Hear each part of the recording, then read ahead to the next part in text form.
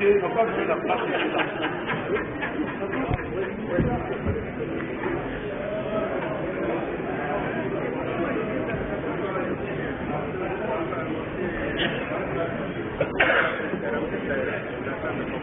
Là, c'est fait les images. Mais moi, je viens d'apprendre tout de suite là. Que j'ai appris ça, j'ai fait une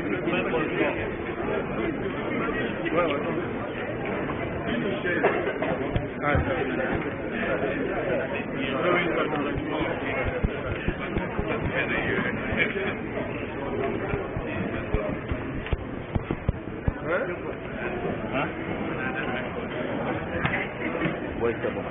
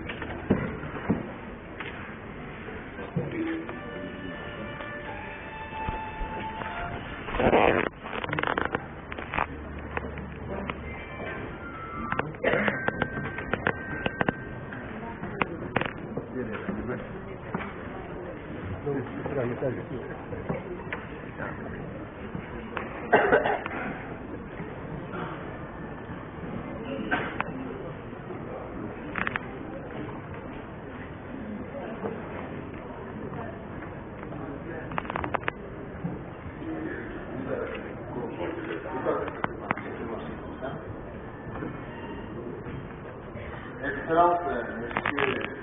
le Premier ministre, Excellence, Monsieur, Mesdames et Messieurs les membres du gouvernement, Excellence, Messieurs, Mesdames et Messieurs les ambassadeurs et les représentants, Excellence, Messieurs le Président et Madame les Présidentes des institutions républicaines, Excellences, Mesdames et Messieurs les ambassadeurs et les représentants des pays accrédités en République de Guinée, Excellences, Messieurs les ambassadeurs, Excellences, Messieurs Seydou Dalé Diallo, Mesdames et Messieurs, permettez-moi tout d'abord de vous excuser ici au nom de la CENI du fait que nous vous avons fait prendre beaucoup de temps avant que nous puissions venir vous entretenir. Mais je crois que vous nous comprendrez et nous en serons vraiment, nous en serons très bien. Je crois, maintenant je vais me permettre de dire à M. le Président de la CENI, le général Sangaré, Siaka Sangaré, parce que nous préférons appeler M. Siaka Sangaré, parce que Toumani, c'est le nom de son père. Donc, M. Siaka Toumani Sangaré va prendre la parole pour livrer le message qu'il a pour. Je vous remercie. Merci bien, je voudrais joindre ma modeste voix, celle du chargé de communication, pour présenter toutes nos excuses. C'est l'État tout à fait indépendant de notre volonté. Monsieur le Premier ministre, chef du gouvernement d'Union nationale de transition, excellent messieurs les candidats qualifiés pour le second tour de l'élection présidentielle de 2010, Madame la Présidente du CNT,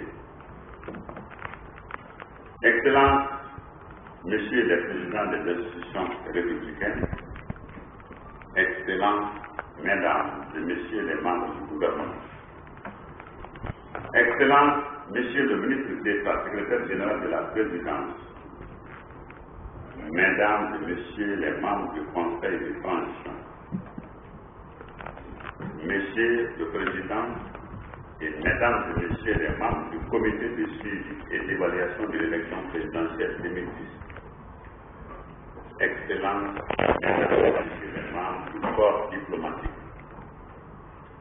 Mesdames et Messieurs les membres du groupe international des contacts, ici présents, pour la Guinée évidemment, Monsieur le chef d'état-major des armées, en général, Messieurs les chefs des états-majors particuliers, Mesdames et Messieurs les représentants des institutions internationales, Monsieur le gouverneur de la ville de Conakry, Messieurs les maires de la capitale, Excellences, Mesdames et Messieurs, permettez-moi, à l'entame de mon propos,